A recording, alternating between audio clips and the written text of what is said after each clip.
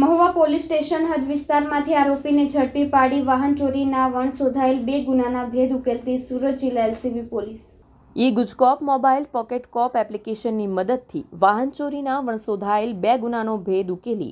ચોરીમાં ગયેલ 3 મોટરસાયકલ સાથે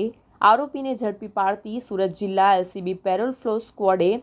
આ કેસને ઉકેલી નાખ્યો છે। સુરત જિલ્લા એલસીબી દ્વારા સુરત ગ્રામ્ય જિલ્લામાં વાહન ચોરીથી પ્રભાવિત વિસ્તારોમાં અલગ અલગ આંતરિક રસ્તાઓ ઉપર સરપ્રાઇઝ વાહન ચેકિંગ કરી સર્ચ ઓપરેશન હાથ ધરાયું હતું, જે દરમિયાન મહુવા પોલીસ સ્ટેશન હદ વિસ્તારમાં સર્ચ ઓપરેશન દરમિયાન એક શંકાસ્પદ ઇસમ મોટરસાયકલ સાથે ઝડપી પાડી